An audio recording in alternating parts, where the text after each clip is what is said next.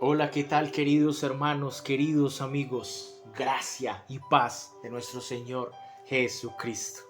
Esto es lo que conocemos como el saludo paulino. Dice que en el Nuevo Testamento, en 13 veces Pablo utiliza este saludo, que nos ha parecido tan particular, tan simbólico, tan relevante. Gracia y paz. Vamos a mirar de una manera un poco rápida, pero te voy a recomendar al final algunos libros que tú podías leer para ampliar esta sección de los mártires. Hoy vamos a hablar o vamos a resumir de los 10 emperadores más sangrientos, más violentos, más asesinos que atentaron y persiguieron contra la iglesia del Señor Jesucristo. El primero de ellos se llama Nerón. Nerón reinó en el año 37 hasta el año 68 después de Cristo. Era el primer y más psicópata de los emperadores que pudimos mencionar. Las muertes por miles, por el solo hecho de profesar fe en Cristo, llevó a este emperador a realizar atrocidades que llegan a unos puntos de que no somos capaces de comprender los niveles hasta donde llegó. Son acciones que tú puedes investigar que violentan nuestra sensibilidad, atentan contra nuestra sensibilidad, al punto de usar cristianos como antorchas humanas para alumbrar su palacio, al punto de soltar cristianos, aún mujeres embarazadas y niños de brazos, a ser devorados por las fieras. El segundo emperador es Vespasiano. Vespasiano vivió en el 69 o reinó en el 69 hasta el 79 después de Cristo, a quien se le atribuye muertes, persecuciones de cristianos y la demolición de algunos lugares donde se reunían los cristianos para que lo que representaban para él como lugares sucios o contaminados. Se caracterizó por destruir los lugares donde ellos se reunían. A él se le atribuye también la destrucción del templo de Jerusalén en el año 70 después de Cristo. Sus atrocidades eran tan innatas a su personalidad, a su arrogancia, a su maldad, que era de los hombres más maquiavélicos que pudo haber existido en el Imperio Romano. Fue soldado, luego fue senador y luego sucedió el trono su hijo Domiciano. El tercer emperador que queremos mencionar es Domiciano, el año 81 al 96, llamado por los escritores, por los historiadores como Plinio, como Seutomio, le dieron el título de el tirano, con mayúsculas, el tirano. Fue quien exilió a Juan en la isla de Patmos. Este apelativo o este sobrenombre que le adhirieron hacía juego con su personalidad, el tirano. El cuarto emperador es Trajano, en el año 98 hasta el 117. Aunque expandió el imperio romano por sus luchas, por su gallardía o valentía para enfrentar los enemigos, aún eso no le impidió seguir persiguiendo a los cristianos. Era un fanático a las sangrientas exhibiciones de las luchas de los gladiadores, donde se deleitaba con el derramamiento de sangre y la mutilación de algunos miembros del cuerpo que ocurrían durante las batallas de los gladiadores. El quinto emperador es Adriano, en el año 117 al 138. Era de descendencia española, no aplicó persecución y cacería constante o frecuente contra los cristianos, pero aún así no abolió las órdenes de Trajano, a quien él sucedió. Aún era radical en las normas que sometían a los cristianos a realizar prácticas politeísticas y si no eran atacados de manera violenta.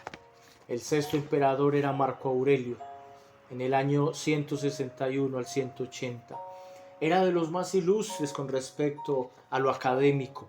Era filósofo, hombre estudioso, letrado, era guerrero y también era conocido por el estoicismo, un estoico.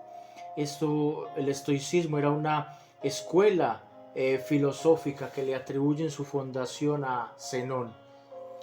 Según algunos comentaristas de profesores de historia, este hombre no se centró en perseguir cristianos, pero tampoco los dejó quietos o libres en el Imperio Romano. El séptimo emperador es Máximo el Tracito. Este reinó en el 235 hasta el 238. Era un acérrimo asesino de cristianos. Con apoyo del Estado romano y amparado bajo las leyes romanas, fue el autor de exiliar arbitrariamente a los cristianos, aún al punto de que atacó a Hipólito, un ferviente devoto cristiano, y al Papa San Ponciano. Los llevó a ser encarcelados en la isla de Cerdeña. El octavo emperador es Decio. Este estuvo en el 249 al 251. Impartió una orden directa de que todos los cristianos tenían que rendir homenaje a los dioses del Imperio Romano o morirían.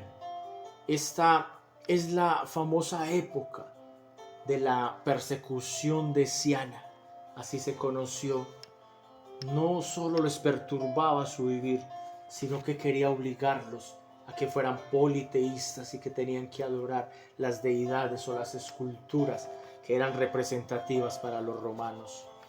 El emperador número 9 es Valeriano, en el año 253 al 260. Su gobierno fue conocido como el reinado del terror. Se salió de control con la matanza de cristianos, incluyendo a eminencias o a personalidades de alto rango dentro del cristianismo, que acabó con la vida del Papa Sisto II. En sus guerras con los persas fue capturado y murió allí bajo el apresamiento de sus enemigos. El emperador número 10 es Diocleciano, en el 284 al 305. Este actuó más agresivo que todos los anteriores gobiernos, pues mató cristianos, como se dice en algunos países, a diestra y siniestra, a todo al que tenía la oportunidad. Este fue de los más acérrimos asesinos que estuvo en el Imperio Romano.